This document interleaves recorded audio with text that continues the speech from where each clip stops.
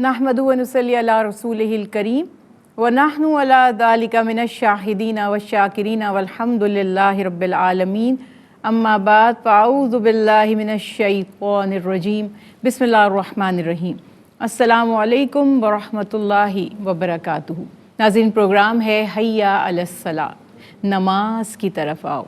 बार बार इस पैगाम को आप तक पहुंचाया जा रहा है और हम बात कर रहे हैं नमाज की अहमियत, नमाज की अफादियत और हमारी ज़िंदगी में नमाज किस तरह तब्दीली ला सकती है।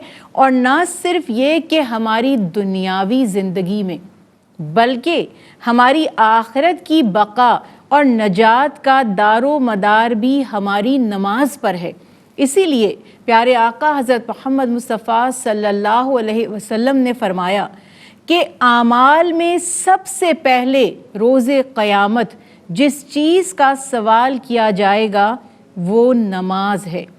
जिसकी नमाज दुरुस्त होगी उसके तमाम मामलात दुरुस्त होते चले जाएंगे, यानी आगे के सारे मरहले आसानी से तय होते चले जाएंगे। और जिसकी नमाज दुरुस्त नहीं होगी तो उसके सारे मामलात मुश्किल से मुश्किल तर होते जाएंगे, यानी उसके लिए मुश्किलात पैदा होती चली जाएंगी।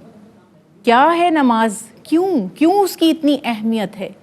क्यों हमारी दुनिया और आखिरत की कामयाबी और बका का सारा जो दारोमदार है, या यूं कहिए कि मेन जो इसका सुतून है, जिस पर ये बिल्डिंग खड़ी हुई है, वो नमाज क्यों है? ये पता लगाने के लिए कुरान पाक, तालीमात मुस्तफ़ा सल्लल्लाहु अलैहि वसल्लम, आप सल्लल्लाहु अलैहि वसल्लम की सीरत तैयबा और आपके असहाब जो नबी करीम सल्लल्लाहु अलैहि वसल्लम की सीरत की अमली मिसाल बन गए थे, उनसे हमें ये सारी की सारी मालूमात मिलती है। हमें उस पर गौर करना पड़ेगा। हम पिछले प्रोग्राम में बात कर रहे थे कि सूरह फातिहा जो सूरह सलात भी है, यानी सूरह फातिहा तो नमाज में अदा करनी ही है, तिलावत करनी ही है। फिर सूरह फातिहा के बाद आपके पास ये इख्तियार है कि आप कौन सी सूरतों को पढ़ना चाहते हैं, तिलावत करना चाहते हैं नमाज में, उस पर कोई पाबंदी नहीं है।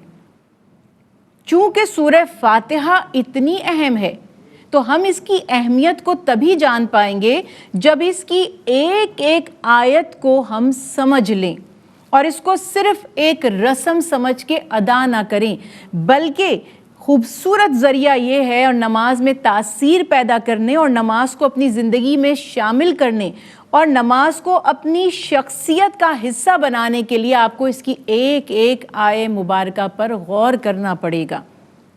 बहुत से बहन भाई ये कहते हैं कि जब हम नमाज पढ़ते हैं तो हमें नमाज में इतना ध्यान नहीं रहता, हमारी नमाज में उस तरह से खुशू और खुजू पैदा नहीं हो पाता, तो हम क्या करें? मुख्तलिफ़ असातिज़ाए कराम, मुख्तलिफ़ उलमाए दीन इसके मुख्तलिफ़ तरीक़े बयान करते रहे हैं, मगर इसका एक बहुत ही ज़्यादा इफ़ेक्टिव तरीक़ा ये है कि आप जिसकी बारगाह में खड़े हैं, जो प्यारे आका हज़रत मोहम्मद मुस्तफ़ा सल्लल्लाहु अलैहि वसल्लम ने फरमाया कि गोया नमाज अदा करते वक्त तुम्हारी कैफियत ये होनी चाहिए कि तुम अल्लाह को देख रहे हो जिससे तुम मुलाकात कर रहे हो। और अगर तुम ये कैफियत नहीं पाते, यानी ये मुमकिन नहीं है कि हम अपने ऊपर ये कैफियत तारी कर सकें कि हम अल्लाह को देख रहे हैं, तो कम अज़ कम ये तसव्वुर तो कर सकते हैं ना कि अल्लाह सुब्हानहू तआला हमें देख रहे हैं। इसमें तो किसी मोमिन को कोई शक शुबा नहीं है। तो जब आपको पता होगा कि खालिक कायनात, मालिक दो जहां, मालिक यौमिद्दीन हमें देख रहे हैं, हम अल्लाह सुब्हानहू व तआला की निगाहों के सामने हैं, तो क्या आप समझते हैं कि आपकी नमाज में कोई तब्दीली नहीं आएगी, खुशू नहीं आएगा, खुजू नहीं आएगा? ज़रूर आएगा। और फिर उससे बढ़कर एक चीज़ और, जिससे आप मुखातिब हैं, कम्युनिकेट कर रहे हैं, आपको पता है कि आप उससे क्या कह रहे हैं। अगर आप किसी के पास जाएं और उससे अपना पैगाम दें, उससे बातचीत करें, तो अगर आपको उस लैंग्वेज में वो बातचीत लिख दी जाए जिसमें आपको पता ना हो कि आप कह क्या रहे हैं, تو نہ تو آپ کی باڈی لینگویج اس کی کمپیٹیبل ہوگی، اس سے مطابقت رکھتی ہوگی، اور نہ آپ کی بات میں وہ اثر پیدا ہوگا جو اگر آپ کو وہ مفہوم سمجھ آ رہا ہوتا تو اثر ہوتا۔ جو بات ہم دل سے کہتے ہیں نا، وہ دوسرے کی بھی بات کانوں تک پہنچتی ہے اور اس کے دل پر اثر انداز ہوتی ہے۔ دل سے جو بات نکلتی ہے اثر رکھتی ہے، پر نہیں طاقت پرواز مگر رکھتی ہے۔ تو جب بارگاہ الہی میں وہ دلوں کے حال جانتا ہے رب، اللہ سبحانہ تعالیٰ کو سمجھانے کے لیے ہمیں کوئی جد و جہد نہیں کرنی پڑتی، صرف ہمارا اخلاص نیت شرط ہے۔ ہمیں خود تو پتہ ہو کہ ہم کہہ کیا رہے ہیں۔ اگر ہم اللہ سبحانہ تعالیٰ سے اپنے گناہوں کی معافی مانگ رہے ہیں تو ہمیں پتہ تو ہو کہ ہم معافی مانگ رہے ہیں۔ اگر ہم اس کی تعریف کر رہے ہیں تو ہمیں معلوم ہو کہ ہم اس کی حمد و ثنا کر رہے ہیں۔ تو یہ بات سمجھنے کے لیے کوشش کر رہے ہیں کہ قرآن پاک کے اس کلام کو، اس حصے کو جو سورہ فاتحہ ہے، جو نماز کا جز ہے، کھول کر آپ کے سامنے بیان کیا جائے۔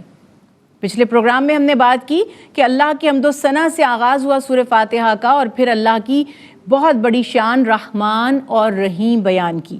جب بات ہوتی ہے رحمان اور رحیم کی، انسان سوچتا ہے کہ میرا رب تو بہت مہربان ہے، وہ تو عنایتیں فرمانے والا ہے، محبت کرنے والا ہے، درگزر کرنے والا ہے، رحم کرنے والا ہے۔ تو کہیں شیطان ہمارے دل میں یہ وسوسہ نہ ڈال دے کہ اللہ تو رحیم کریم ہے، جو چاہو کرتے پھرو وہ تو پھر بھی رحم ہی کرے گا۔ یہ انسانی نفسیات ہے۔ اگر آپ باس ہیں، اگر آپ استاد ہیں، اگر آپ نے کہیں نظم و ضبط سنبھالا ہے، اگر آپ نے کسی جگہ کے آرگنائزر کے طور پر کام کیا ہے، تو آپ میری اس بات کو بہتر طریقے سے سمجھ پائیں گے کہ جو لوگ آپ کے انڈر کام کر رہے ہوتے ہیں، چاہے وہ آپ کے ملازمین ہوں، چاہے وہ فیملی ممبرز ہوں، چاہے وہ آپ کے بچے ہوں، چاہے وہ آپ کے شاگرد ہوں، جب وہ دیکھتے ہیں کہ جو ہمارا سپروائزر ہے، جو ہیڈ آف فیملی ہے، جو ہمارا اونر ہے، جو ہمارا مالک ہے، جس نے ہم سے پوچھنا ہے، جس کے آگے ہم جواب دیں ہیں، وہی اتنا نرم مزاج ہے کہ ہم کچھ بھی کر لیں وہ سختی نہیں کرتا، گرفت نہیں کرتا، مواخذہ نہیں کرتا، تو مجھے بتائیے کہ کتنے لوگ اپنے کام کو بھرپور طریقے سے ادا کریں گے۔ کسی بھی آرگنائزیشن میں اگر آپ کے اوپر آنے جانے کی ٹائم کی پابندی کی سختی نہ ہو، اگر آپ کے اوپر ریگولیرٹی کی سختی نہ ہو، تو آپ تو سوچیں گے کوئی بات نہیں، کوئی نہیں پوچھتا، آج ذرا دیر سے چلے جاتے ہیں، کوئی نہیں پوچھتا آج نہیں جاتے، کوئی نہیں پوچھتا آج کا کام پورا نہیں کرتے، کل کر لیں گے، پرسوں کر لیں گے، چلو ہم نے نہیں کیا باس کسی اور سے کروا لیں گے، باس تو سخت ہی نہیں ہے، باس تو پوچھتے ہی نہیں ہیں۔ انسان قدرتی طور پہ، فطری طور پر برائی کی طرف جلدی راغب ہوتا ہے بنسبت بھلائی کے۔ اور ایسا کیوں ہوتا ہے؟ ایسا اس لیے ہوتا ہے کہ نفس ہمارا جو ہے وہ شکنجے میں ہے، نفس شیطان کے بہکاوے میں رہتا ہے۔ اگر نفس کو لگام نہ ڈالی جائے، اگر اس کو گرفت نہ کیا جائے، اگر اس کو کسا نہ جائے، تو شیطان ہمیں جس سمت لے جانا چاہے لے جائے، اور وہ کرے گا ایسا، کیونکہ اس کا یہ ٹارگٹ ہے۔ اس نے ہمیں حق سے روکنا ہے، اس نے ہمیں خیر سے روکنا ہے، اس نے ہمیں اللہ کے ذکر سے روکنا ہے۔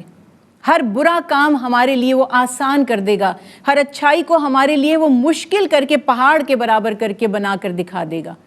تو یہ جو جنگ ہماری نفس کے خلاف ہے، یہ چلتی رہے گی۔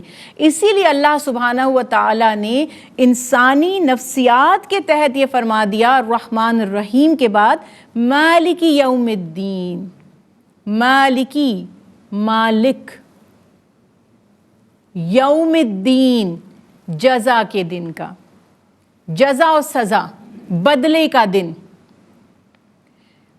ہم بحیثیت مسلمان یہ بات اچھی طرح جانتے ہیں کہ جب ہم مر جائیں گے تو ہم مٹی میں مل کر فنا نہیں ہوں گے، ہم ختم نہیں ہو جائیں گے، جس طرح بہت سے لوگ یہ گمان کرتے ہیں کہ ایک ہی زندگی ہے، جتنا جیئیں گے جی لیں گے، اس کے بعد ختم ہو جائیں گے اور قبر میں گل سڑ جائیں گے اور مٹی میں مٹی ہو جائیں گے۔ مٹی میں مٹی تو ضرور ہوں گے، لیکن پھر دوبارہ اٹھائے جائیں گے، یہ بھی قرآن پاک نے بتایا۔ قرآن پاک کی کوئی بات، نبی کریم صلی اللہ علیہ وسلم کی کوئی تعلیم آج تک کوئی جھٹلا نہیں سکا۔ جتنے احکامات پر تحقیق ہوئی سب کو ماننا ہی پڑا۔ اب ظاہر ہے کہ ابھی روز جزا آیا نہیں ہے تو اس کو کیسے جھٹلا سکتے ہیں؟ تو اللہ سبحانہ تعالیٰ نے بیان فرما دیا کہ تمہیں ایک مخصوص وقت تک کے لیے دنیا میں بھیجا گیا ہے، ایک مقصد کے لیے بھیجا گیا ہے۔ یہ انسان کی تخلیق باقاعدہ ایک پلاننگ ہے، انسان حادثاتی طور پر نہیں بنا، اور ایسا بھی نہیں ہوا کہ پہلے وہ جانور تھا اور بندر تھا اور پھر وہ تدریجی مراحل طے کرتے کرتے ارتقا کے انسان کی شکل میں وہ اس کی فارمیشن ہو گئی اور وہ بہت خوبصورت اور بہت سویلائزڈ اور بہت ویل مینرڈ ہو گیا۔ انسان ہی تھا اور ایک مخلوق تھا اللہ کی تمام مخلوقات میں سے، اور اللہ سبحانہ تعالیٰ نے فرمایا کہ میں نے بنی آدم کو مرتبہ اور مقام دے دیا، ایک اہم اسٹیج اس کو عطا کر دی، ایک اہم رتبہ عطا کر دیا، اور پھر فرمایا کہ تمہیں تخلیق ہی اس لیے کیا گیا کہ دیکھا جائے، جانچا جائے کہ تم میں سے کس کا عمل کیا تھا۔ ایکم احسن عملا، کون ہے تم میں سے جو اچھا کام کرنے والا ہے؟ دنیا میں اچھائی اور برائی دونوں کا تصور موجود ہے، جیسے تاریکی ہے ویسے روشنی بھی ہے، جیسے شیطان کو مہلت دی گئی ویسے انبیاء علیہ السلام کو ہدایت کا پیغام بھی دے کر بھیجا گیا، صحیح اور غلط کو ہمارے سامنے کھول کر بیان کر دیا گیا، صحیح راستے پر چلنے سے کیا انعام ملے گا، کیا اجر ملے گا، کیا ثواب ملے گا وہ بھی بتا دیا گیا، اور غلط راستے کے انتخاب پر نتیجہ کیا نکلے گا، کیا سزا ہوگی، کیا انجام ہوگا وہ بھی واضح ہو گیا۔ اب اختیار ہمیں ہے، ہم اپنے لیے کیا چننا چاہتے ہیں۔ ہم اللہ کی رضا چاہتے ہیں، آسودگی چاہتے ہیں، نجات چاہتے ہیں، یا جہنم کی دہکتی ہوئی آگ چاہتے ہیں؟ تو اللہ سبحانہ تعالیٰ نے بیان فرما دیا، بے شک میں رحمان ہوں اور رحیم ہوں، لیکن یہ مت بھولنا کہ میں یوم الدین یعنی جزا کے دن کا مالک بھی ہوں۔ اس دن سب سے ان کے کاموں کا حساب لیا جائے گا۔ نیکی کرنے والے اہل ایمان دائیں جانب چلے جائیں گے جو جنت کی راہ ہے، اور کفر پر رہنے والے اور گناہوں میں پڑے رہنے والے بائیں جانب روانہ کر دیے جائیں گے جو جہنم کی راہ ہے۔ تو یہ احساس ہمیں دل میں پیدا کرنا ہے کہ بے شک میرا رب کریم ہے، رحیم ہے، میں اس چیز کا مستحق نہیں ہوں جو میرے رب نے مجھے دیا، لیکن اس سے یہ نتیجہ نہ نکال لیں کہ جنت میں بغیر عمل کے پہنچ جائیں گے۔ قرآن پاک میں بار بار فرمایا گیا، کیا تم نے سمجھ لیا ہے کہ محض آمنا کہنے پر جنت میں بھیج دیے جاؤ گے؟ آزمائشیں بھی آئیں گی، ہمیں اپنے نفس سے لڑنا بھی پڑے گا، ہمیں شیطان سے ہر گھڑی مقابلہ بھی کرنا پڑے گا، اللہ کی رضا پر راضی بھی رہنا پڑے گا۔ اللہ سبحانہ تعالیٰ نے جس دین کو ہمارے لیے پسند فرمایا ہے اس پر چلنا پڑے گا، اور اس پر چلنے کے لیے ہمیں اپنے نفس کو قابو میں رکھنا ہے اور مضبوطی سے اس راہ پر جمائے رہنا ہے۔ یہی سورہ فاتحہ میں بار بار ہم روزانہ پڑھ رہے ہیں۔ اب آپ اندازہ لگائیے، جو میں نے آپ کے سامنے آیت مبارکہ کی وضاحت کی ہے، جس لمحے سورہ فاتحہ پڑھ رہے ہوتے ہیں نماز میں، کیا یہ خیال ہوتا ہے ہم کہہ کیا رہے ہیں؟ ہم کہہ رہے ہیں اللہ آپ مالک یوم الدین ہیں، یعنی ہم اعتراف کر رہے ہیں کہ مالک یوم الدین یعنی روز جزا قائم ہوگا اور آپ اس دن فیصلہ فرمائیں گے۔ کون فیصلہ فرما رہا ہے؟ اللہ سبحانہ تعالیٰ، جس سے کسی کا کوئی حال چھپا ہوا نہیں ہے، جو دلوں کے بھید بھی جانتا ہے، جو بھولتا نہیں ہے، جس کی پکڑ سے کوئی بچ کر بھاگ نہیں سکتا، جس کے خلاف کوئی پناہ نہیں دے سکتا، جو اللہ کے عذاب سے بچنے کے لیے کوئی معاوضہ، کوئی جرمانہ، دنیا بھر کی دولت بھی فدیے میں نہیں دے سکتا۔ دنیا میں تو یہ سارے طریقے چل جاتے ہیں نا، پہلے تو ہوتا ہے ہم پکڑے ہی نہیں جائیں گے، پکڑے جائیں گے رشوت دے دیں گے، رشوت نہیں چلے گی سفارش چل جائے گی، سفارش نہیں چلے گی اسائلم لے لیں گے، بھاگ جائیں گے، کسی اور سے پناہ لے لیں گے۔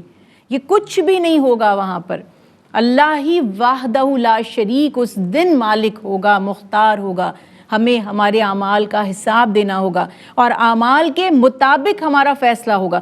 اب ذرا سوچئے کہ جب ایک مسلمان کا یہ عقیدہ واضح اور کلیئر ہے اور وہ مان رہا ہے کہ روز جزا قائم ہوگی، وہ مان رہا ہے کہ میرے اعمال تولے جائیں گے، وہ اس بات کو جانتا ہے کہ مجھے حساب دینا ہوگا، اور وہ یہ سمجھ رہا ہے کہ میرے اعمال کے مطابق میری منزل کا فیصلہ کیا جائے گا، تو کیا اس کے اعمال اس کے قابل ہیں کہ وہ اللہ کی بارگاہ میں حاضر ہو تو اتنا مطمئن ہو کہ ہاں میں نے تو اے اللہ آپ کی رضا کے لیے کام کیے تھے؟ یہ ہم نے سوچنا ہے۔ اسی لیے سورہ فاتحہ کو نماز کا جز بنایا گیا کہ روز یہ بات سوچو، اور جس نے اس بات پر غور کر لیا تو انشاءاللہ اس کا عمل خود بخود درست ہو جائے گا۔ انشاءاللہ مزید گفتگو اپنے اگلے پروگرام میں کریں گے، اس ٹاپک کو جاری رکھیں گے۔ فی الحال اجازت دیجیے، وما علینا الا البلاغ۔